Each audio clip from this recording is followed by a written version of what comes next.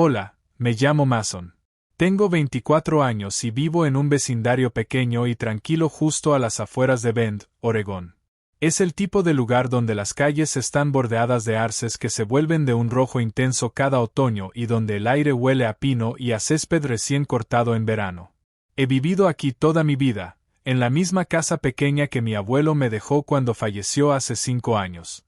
No es nada lujoso, solo una casa de una planta con suelos de madera que crujen, una puerta mosquitera que chirría sin importar cuánto aceite le ponga y un porche delantero que da a una valla blanca de madera que separa mi patio de la casa de enfrente. Esa valla es donde realmente me fijé en ella por primera vez. Trabajo en Gear and Grind, un taller de reparación de bicicletas escondido entre una lavandería y una tienda de segunda mano en las afueras del pueblo. Es el tipo de sitio que lleva ahí desde siempre, con pósters descoloridos de antiguas carreras del Tour de Francia despegándose de las paredes y una cafetera que solo funciona si le hablas con cariño. La mayoría de mis días los paso arreglando pinchazos a niños que se han estrellado contra los bordillos o ajustando frenos para jubilados que recorren los senderos junto al río Deschutes. El sueldo es lo bastante decente como para cubrir la hipoteca y mantener las luces encendidas. Y me gusta el trabajo. Hay algo satisfactorio en coger una bici hecha polvo y hacer que vuelva a rodar suave. Mantiene mis manos ocupadas y mi mente alejada de vagar demasiado. Mi vida es sencilla. Me despierto a las 7, preparo café en una cafetera que es más vieja que yo y voy en mi propia bicicleta al taller, 10 minutos y tomo los caminos secundarios. Después del trabajo, vuelvo a casa, trasteo con el proyecto que tenga entre manos en el garaje, quizá aso una hamburguesa o caliento sobras. No soy muy de salir. Mis amigos del instituto están dispersos. Algunos se mudaron a Portland, otros formaron familias, y yo estoy bien con la tranquilidad. La mayoría de las noches me siento en el porche con una cerveza, escuchando a los grillos y viendo cómo el cielo se vuelve púrpura sobre las cascadas. No es emocionante, pero es mío. Al otro lado de la calle vive Julia. No sé su edad exacta, diría que anda por los primeros 40, pero es del tipo de belleza que no se esfuerza. Su cabello es de un castaño suave, normalmente recogido en un moño suelto del que se escapan algunos mechones que atrapan la luz cuando sale a regar sus rosas. Tiene unos ojos verde grisáceos penetrantes que parecen verlo todo, pero hay una tristeza en ellos, como si cargara con algo pesado de lo que no habla. Trabaja desde casa, creo, siempre con el portátil en la mesa de la cocina o en su porche con una taza y un cuaderno. Hemos vivido enfrente el uno del otro durante años, pero apenas hemos hablado. Un saludo con la mano aquí, un hola allá cuando coincidimos cogiendo el correo. Eso es todo. Se mudó justo después de su divorcio. O al menos eso fue lo que la señora Larsen, la vecina de al lado, me contó una vez con ese tono cotilla que tienen las señoras mayores. Dijo que el ex de Julia era un abogado exitoso de Chicago que la dejó por alguien más joven. No indagué. Los asuntos de la gente no son cosa mía a menos que ellos los conviertan en míos. Julia va a lo suyo igual que yo. Es educada pero distante, siempre con jerseys grandes o faldas vaporosas, como si estuviera cómoda en su propia piel pero no necesitara que nadie más lo notara. Yo lo noté de todos modos. Fue una tarde de jueves. Uno de esos días perfectos de junio en los que el sol es cálido pero no abrasador y el aire parece contener la respiración antes de que el verano arranque de verdad. Acababa de llegar a casa del taller, con las manos aún oliendo a lubricante de cadena, y estaba delante arreglando el desviador de mi bicicleta. Había estado dando problemas toda la semana y estaba decidido a arreglarlo antes del fin de semana. Estaba en cuclillas en la entrada, con la caja de herramientas abierta, cuando la vi. Julia estaba de pie en su porche sosteniendo un trozo de papel. No solo sosteniéndolo, apretándolo como si quisiera hacerlo polvo. Tenía el rostro pálido, los labios firmemente apretados y los ojos fijos en el suelo. Nunca la había visto así. Siempre está tan serena, incluso cuando carga bolsas de la compra o lucha con su antiquísima cortadora de césped. Pero en ese momento parecía perdida, como si el papel en su mano fuera una bomba a punto de explotar. No sé por qué lo hice. No soy el tipo que se mete en los asuntos de los demás, pero algo en la forma en que estaba allí, con los hombros encorvados, Hizo que dejara la llave inglesa y me acercara. La valla entre nosotros era baja, solo a la altura de la cintura, así que me apoyé en ella y llamé: «Oye, Julia, ¿estás bien?». Se sobresaltó como si no me hubiera oído acercarme. Alzó la vista y, por un segundo, pensé que podría despacharme, pero entonces suspiró, un sonido pesado y derrotado, y levantó el papel. «Fiesta del vecindario», dijo con voz apagada. «Este sábado. Va a ir todo el mundo». Eché un vistazo al folleto. Colores brillantes, clip art, parrillas de barbacoa, lo de siempre. «Suena divertido», dije, intentando mantenerlo ligero. «¿Vas a ir?». Se rió, pero no fue un sonido feliz, más bien una mueca burlona. No pensaba ir. Dobló el folleto por la mitad y luego otra vez, con los dedos moviéndose demasiado rápido. «Mark va a estar allí con ella». Mark, su ex. Nunca había conocido al tipo, pero conocía el nombre por los cotilleos de la señora Larsen. No sabía qué decir, así que solo asentí, esperando a que continuara. Y lo hizo. Va a llevar a su nueva novia. Tiene 25, creo. Alguna instructora de yoga que conoció en el gimnasio. La voz de Julia era firme, pero sus ojos no. Estaban vidriosos, como si estuviera conteniendo una tormenta. «No quiero entrar allí sola, Mason. No puedo. Todos estarán mirando, esperando a que me derrumbe». Debería haber dicho algo reconfortante como que no tenía que ir o que se fastidiaran.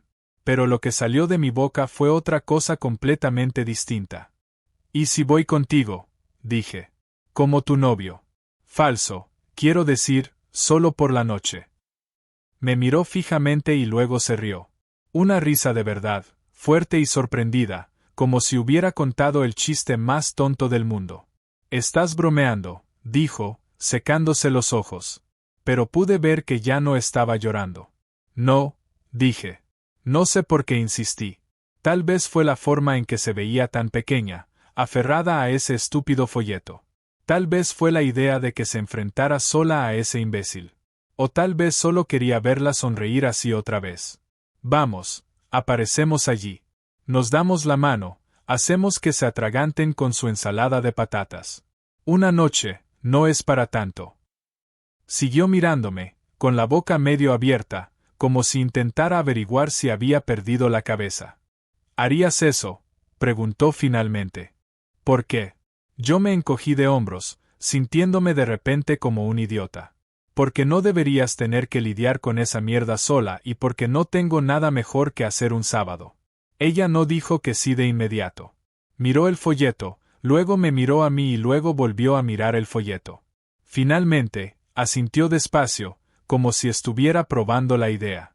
«Vale», dijo. «Pero vamos a necesitar practicar. No quiero parecer que he contratado a un desconocido de la calle». Sonreí.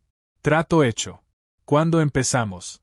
Ella sonrió, una sonrisa pequeña, pero real. «Mañana por la noche, en mi porche. Trae café». Volví a mi casa sintiendo que acababa de apuntarme a algo que no entendía. Mi bici seguía en la entrada, medio arreglada, pero no me importó. Por primera vez en mucho tiempo, tenía ganas de algo que no fuera solo otro día más en el taller. A la tarde siguiente, aparecí en el porche de Julia a las 7 en punto, con 2 vasos de papel del diner en las manos. Café solo para mí, 2 azúcares. Para ella, supuse un latte de leche de avena, sin espuma, porque una vez la había visto llevar uno a casa desde el pueblo.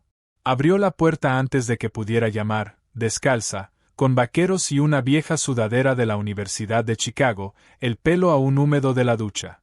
La luz del porche atrapó los mechones sueltos alrededor de su rostro y, por un segundo, olvidé lo que se suponía que debía decir. «¿Te acordaste?», dijo, cogiendo el latte. Sus dedos rozaron los míos, calientes por el vaso. La mayoría de la gente no. Nos sentamos en el escalón de arriba, con las rodillas casi tocándose. El aire olía a hierba recién cortada y a la lavanda que tenía en macetas a lo largo de la barandilla. Los grillos ya estaban afinando en el jardín. Ella dio un sorbo a su café y me observó por encima del borde. «Así que, novio falso. ¿Por dónde empezamos?». Me reí, más nervioso de lo que esperaba. Esperaba que tú tuvieras un guión. No hay guión, dijo ella. Solo no lo hagas raro. Empezamos con algo pequeño. Le tendí la mano. Ella la miró como si pudiera morderla y luego deslizó sus dedos entre los míos. Su palma era suave, pero su agarre firme, como si hubiera decidido comprometerse. Vale, dijo. Nivel 1 de novio, cogerse de la mano.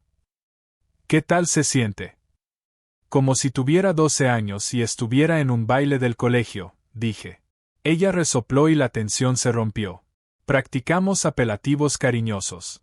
Probé con cariño, y me dio vergüenza al instante. Ella contraatacó con cielo, en una voz tan empalagosa que los dos nos reímos hasta que tuvo que secarse los ojos. Somos pésimos en esto, dijo. Dale tiempo. Tenemos 4 días, le dije. Pero la noche siguiente, algo cambió. Volví a llevar café, esta vez una prensa francesa que saqué del armario de mi abuelo, y nos trasladamos a las sillas de mimbre de su porche. Lo de ensayar duró quizá 10 minutos. Luego me preguntó por el taller y me encontré contándole lo del niño que había traído una bici con serpentinas y la rueda pinchada. Como su madre se había emocionado cuando la arreglé gratis porque no podían permitirse la reparación. Julia escuchaba como si estuviera tomando notas mentales, con la barbilla apoyada en la mano y los ojos fijos en los míos. Te toca, dije. Ella dudó y luego me habló de Chicago. No la versión brillante, sino como perseguía pistas hasta las 3 de la mañana, vivía a base de café y adrenalina y enviaba artículos desde la parte trasera de taxis. Como una vez pasó una semana infiltrada en un ring de peleas de perros, volvió a casa temblando y aún así escribió el reportaje que le dio una firma en el Tribune. Pensé que eso era vivir, dijo en voz baja. Resulta que solo era huir. No supe qué decir a eso, así que simplemente asentí. El silencio entre nosotros ya no era incómodo. Estaba lleno. La tercera noche, me invitó a pasar. Su salón olía a libros viejos y a cedro. Un montón de manuscritos se apilaban en la mesa de centro, con marcas de bolígrafo rojo traspasando las páginas. Nos sirvió vino, barato pero frío, y nos sentamos en el sofá, con las piernas estiradas y los pies casi tocándose. Repasamos el plan para la fiesta: llegar a las 7:30, quedarse 1 hora, irse antes de que empezara el karaoke. Pero nos distraíamos constantemente. Me preguntó por mi sueño de Gear and Grind 2.0, una combinación de taller y cafetería con sillas desparejadas y un menú en una pizarra. Lo dibujé en una servilleta: la máquina de espresso aquí, los aparcabicis allí, grandes ventanales para que entrara la luz. Ella añadió un rincón para arte local, una estantería para libros de segunda mano. Necesitarías un nombre, dijo. Algo que se sienta como hogar. Ya tengo uno, dije. Faben Cycles. Ella sonrió suavemente. Me gusta. No sé cuándo dejó de importar el fingimiento. Tal vez fue la noche en que se quedó dormida en el sofá a mitad de una frase, la cabeza ladeada contra el cojín y la copa de vino peligrosamente inclinada en su regazo. Cogí la copa, la dejé en la mesa y le eché una manta sobre los hombros. Se movió, murmuró algo que no alcancé a entender y volvió a acomodarse. Me senté en el suelo junto al sofá, con la espalda apoyada en él, y escuché su respiración. La habitación estaba a oscuras salvo por la luz de la farola que se filtraba por la persiana, dibujando franjas doradas en su rostro. Me quedé hasta que el reloj marcó las 2 y luego salí en silencio, cerrando su puerta con la llave de repuesto que había dejado bajo el felpudo. A la mañana siguiente, encontré una nota metida bajo el limpiaparabrisas. Gracias por la manta y por no ser raro con eso. J. La guardé en la cartera. Para el viernes, ya no ensayábamos. Solo pasábamos el rato. Ella me mandaba mensajes con pensamientos al azar. ¿Crees que la ensalada de patatas es un grito de auxilio?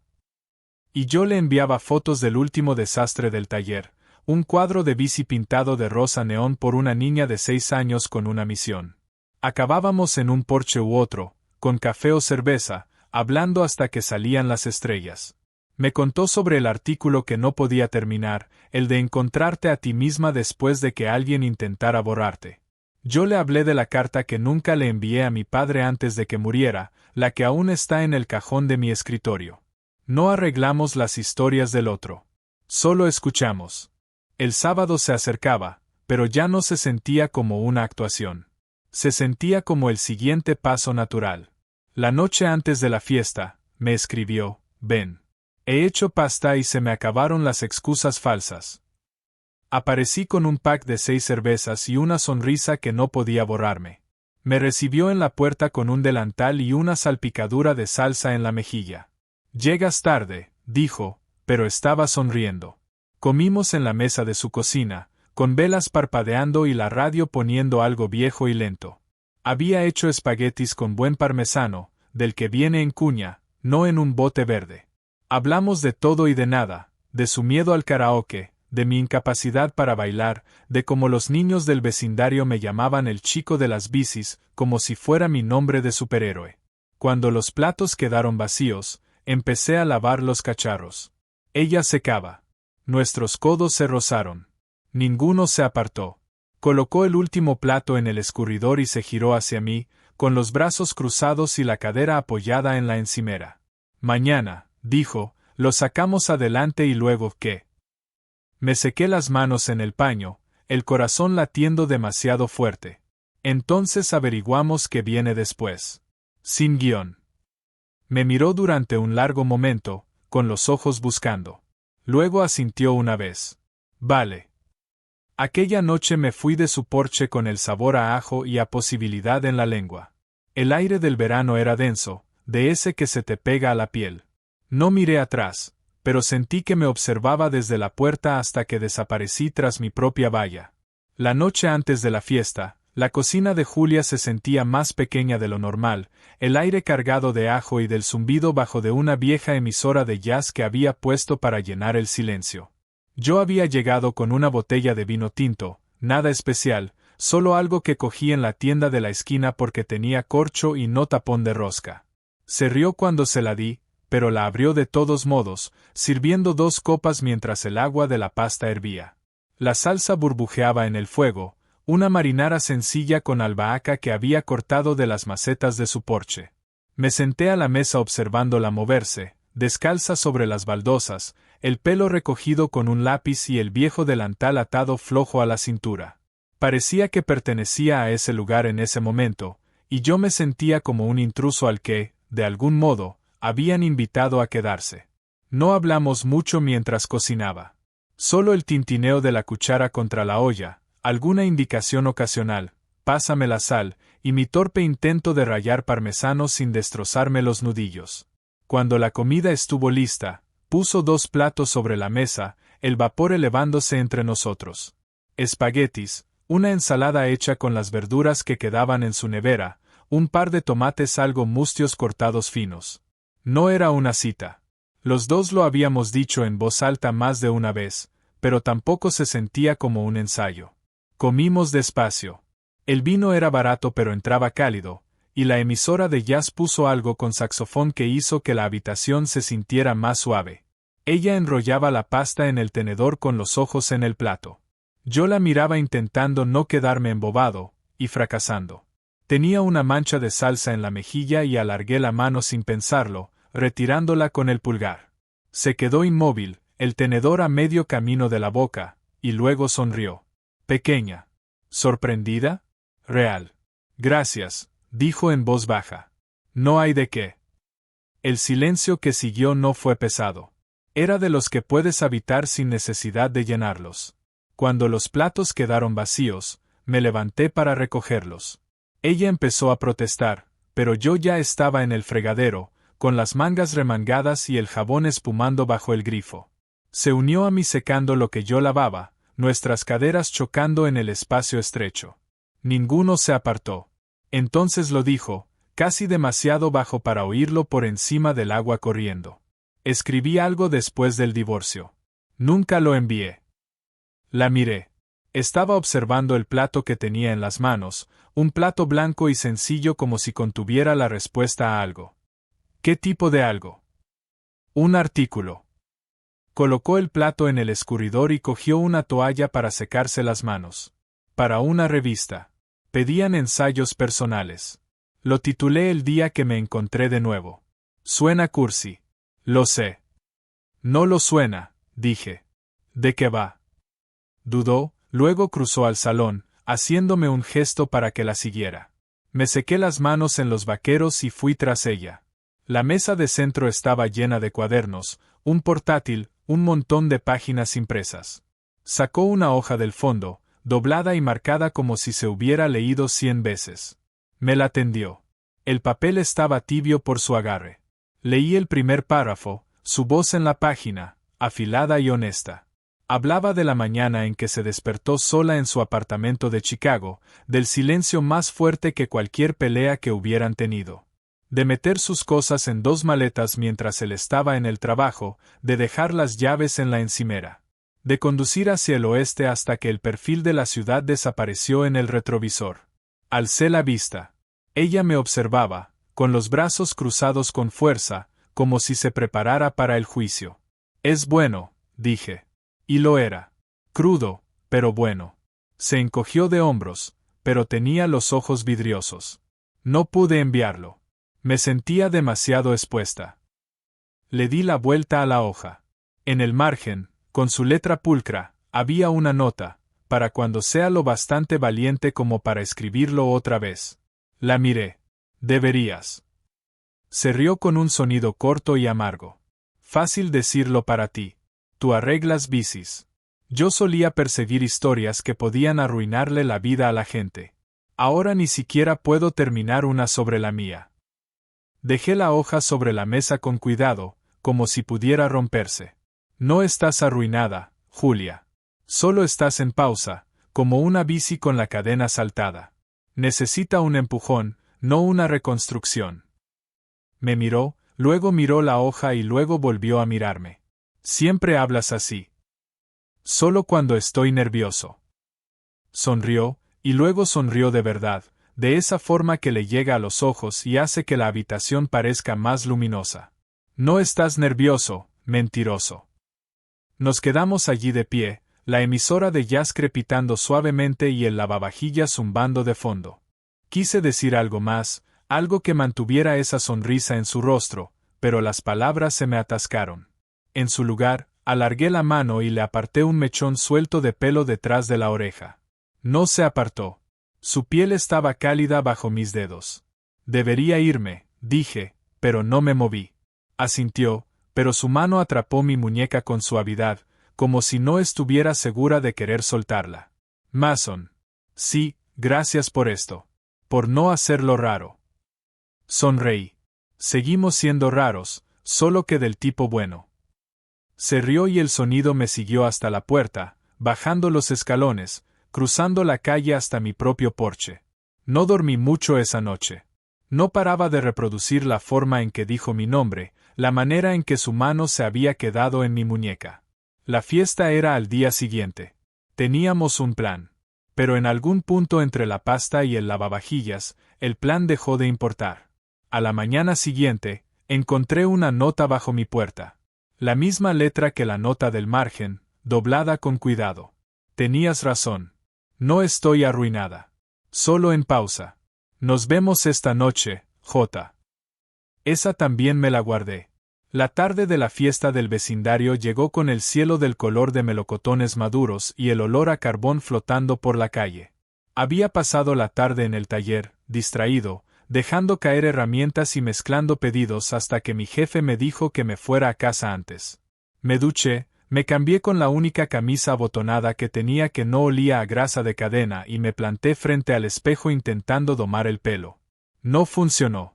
Me rendí y crucé la calle a las 7:25, con el corazón martilleando como si tuviera 16 años otra vez. Julia me esperaba en su porche, una mano en la barandilla y la otra alisando la falda de un vestido verde pálido que nunca le había visto. No era elegante, solo de algodón, sin mangas, a media pantorrilla. Pero la hacía parecer más joven, más ligera, como si el peso que llevaba se hubiera aflojado por esa noche.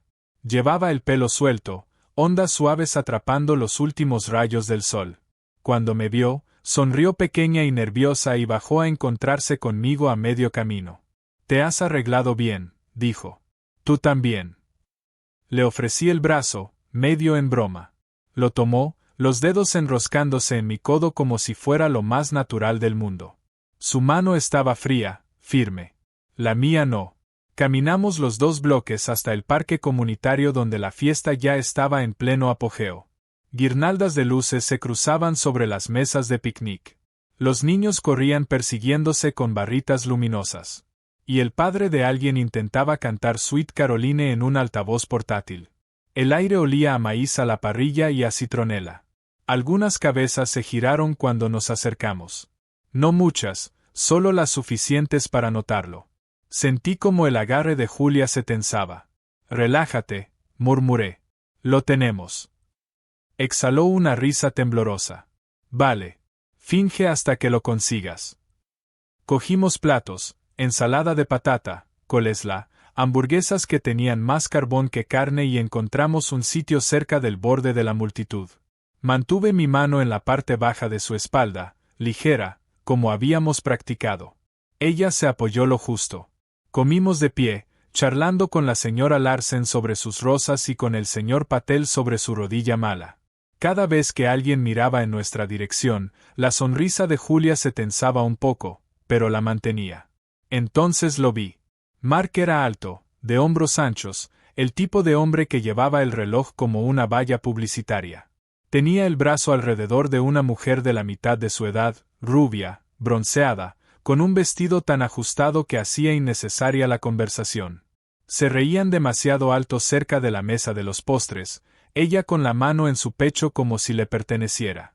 El tenedor de Julia se quedó a medio camino de la boca. No mires, dije, pero ya era tarde. Los ojos de Mark se posaron en nosotros. Su sonrisa vaciló y luego se ensanchó como la de un gato al ver un ratón. Dijo algo a la rubia y empezaron a acercarse. Julia, llamó, con la voz proyectándose. No esperaba verte aquí. Ella se enderezó, el plato equilibrado en una mano, la otra aún en mi brazo. Mark. Se detuvo a unos pasos, la rubia aferrada a su costado. De cerca parecía aún más joven, quizá 26 como mucho. Su perfume era intenso, floral y cortante. Esta es Tiffany, dijo Mark, gesticulando como si presentara un premio. Tiff, esta es mi exmujer.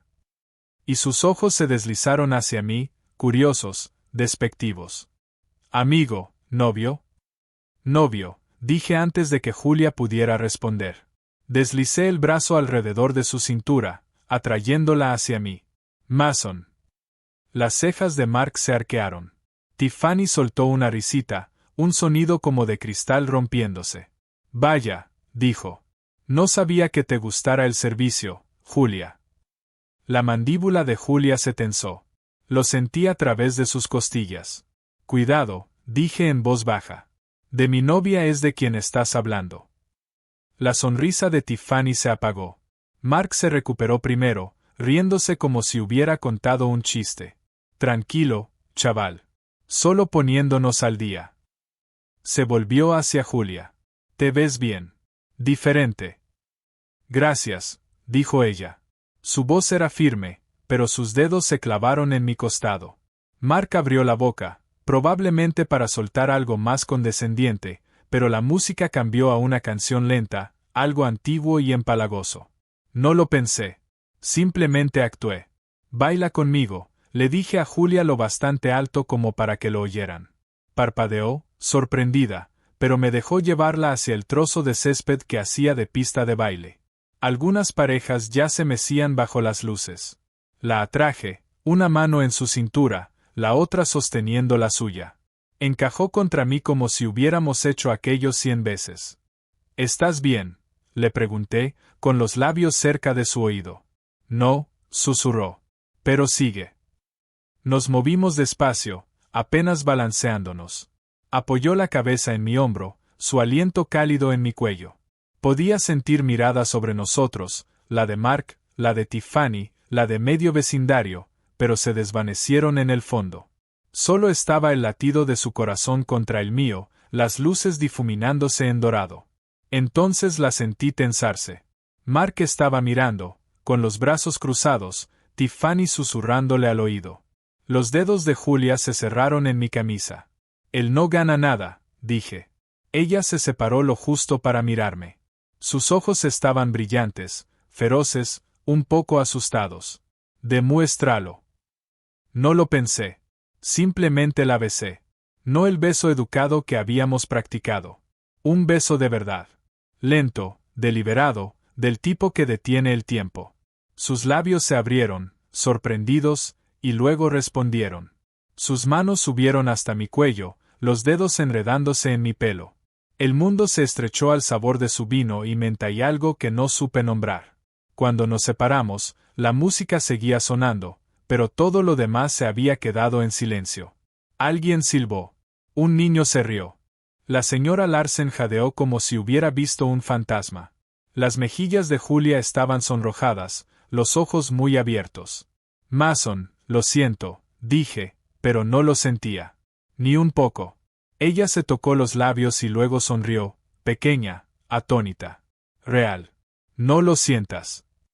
Nos quedamos otros 20 minutos, lo suficiente para terminar nuestro baile, coger trozos de sandía y despedirnos con educación. Mark nos observó marcharnos con el brazo apretado alrededor de Tiffany, pero no dijo ni una palabra más. El camino de vuelta a casa fue silencioso, su mano en la mía. El aire nocturno, ahora más fresco. En su porche, se detuvo. Eso no fue fingido, dijo. No, estuve de acuerdo. No lo fue. Me miró durante un largo momento y luego alzó la vista al cielo. Necesito tiempo para averiguar qué es esto. Asentí, con la garganta cerrada. Tómate todo el tiempo que necesites. Entró en casa sin decir nada más. Me quedé allí hasta que se apagó la luz del porche. A la mañana siguiente, dejé café en su escalón como siempre. No salió. No esperaba que lo hiciera. Pasaron 3 días. Sin mensajes, sin saludos a través de la valla. Arreglé bicis, hace solo. Dejé café cada mañana. Al cuarto día, el vaso seguía allí cuando volví a casa, intacto. Me dije que estaba bien. Necesitaba espacio. Se lo había prometido. Pero dolía más de lo que pensaba. El verano se alargó, caliente y lento. De esos días en los que el sol pesa y las noches se niegan a refrescar. Me mantuve en mi rutina, taller por la mañana, porche por la tarde y café en el escalón de Julia cada amanecer. La mayoría de los vasos volvían vacíos al anochecer, pero ella nunca aparecía. No insistí. Le había prometido tiempo y lo decía en serio, aunque me excavara un hueco bajo las costillas que ninguna cantidad de grasa de bici o cerveza fría podía llenar. La vi una vez a distancia. Estaba en su porche, el portátil abierto, el pelo recogido con ese mismo lápiz. Alzó la vista cuando mi camioneta pasó rugiendo. Nuestras miradas se cruzaron un segundo a través del parabrisas. Levantó una mano, no del todo un saludo, más un reconocimiento, y desapareció dentro. Lo tomé como una señal de que estaba bien, o al menos de que lo intentaba. El vecindario zumbó de cotilleos durante una semana después de la fiesta. La señora Larsen me acorraló en el buzón, con los ojos brillantes. «Vaya espectáculo el que montasteis», dijo. Yo solo sonreí y dije, «Solo ayudando a una amiga». No se lo creyó, pero lo dejó pasar. Mark y Tiffany se saltaron los siguientes eventos del barrio. Mejor así. Julio dio paso a agosto. Los arces empezaron a soltar hojas tempranas, crujientes y doradas. Me volqué en el trabajo, dibujando planes para Haven Cycles en servilletas durante los descansos. Incluso llamé a un agente inmobiliario por un local vacío en el centro. Pequeño, destartalado, perfecto. Se sentía como avanzar, aunque mi corazón estuviera en punto muerto. Entonces, una tarde, volví a casa y encontré la luz de mi porche encendida. Yo nunca la dejaba encendida. Había una nota pegada a la puerta. La misma letra pulcra de antes. Quedamos en mi porche. Trae apetito. J. El pulso se me disparó. Me duché en 5 minutos, me puse una camisa limpia y crucé la calle con un pack de 6 cervezas que no recordaba haber cogido. El aire olía a lluvia cercana, el cielo, magullado de púrpura. Julia esperaba con 2 tazas sobre la mesa y un plato de sándwiches envueltos en papel de aluminio. Se había cambiado a una camisa de lino suelta, con las mangas remangadas, el pelo suelto por una vez. Parecía cansada pero firme, como si hubiera llevado algo pesado y por fin lo hubiera dejado. «Hola», dije, dejando la cerveza junto a las tazas. «Hola». Señaló la silla. «Siéntate». Lo hice. Empujó un sándwich hacia mí. Pavó, suizo, mostaza, del tipo que hacía mi abuelo. «¿Te acordaste?», dije. «Me fijo». Comimos en silencio al principio, del que no necesita ser llenado. Los grillos cantaban. Un coche pasó despacio, los faros barriendo la valla. Cuando los platos quedaron vacíos, metió la mano bajo la mesa y sacó una carpeta fina. La deslizó hacia mí. «Lo envié», dijo. La abrí. El artículo, la historia que me daba miedo contar, impresa en papel grueso, un pequeño logotipo en la esquina. Pacific Northwest Quarterly. Aceptado. Su nombre en negrita. Leí en voz alta la primera línea. Antes pensaba que el amor era una fecha límite. Resulta que es una luz de porche encendida. Alcé la vista. Julia. Es una revista pequeña, dijo, encogiéndose de hombros, pero tenía los ojos brillantes.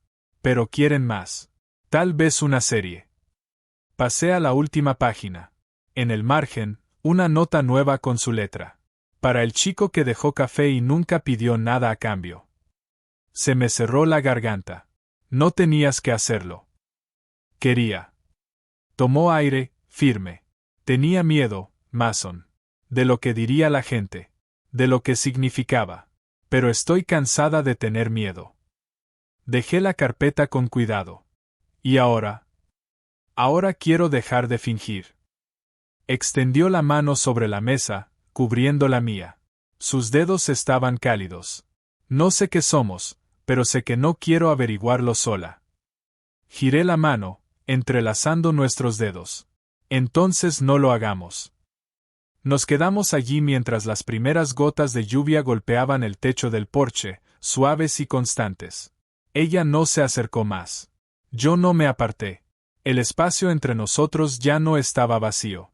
Estaba lleno de todo lo que aún no habíamos dicho. Más tarde, cuando la lluvia arreció, se levantó y me tendió la mano. «Entra. Está refrescando». La tomé. Dejamos las tazas, el papel de aluminio vacío, la carpeta con su futuro dentro. La luz del porche se quedó encendida detrás de nosotros, brillando firme bajo el aguacero. Nadie en la calle necesitaba saber qué éramos, pero nosotros sí. El fingimiento había terminado. El verano no.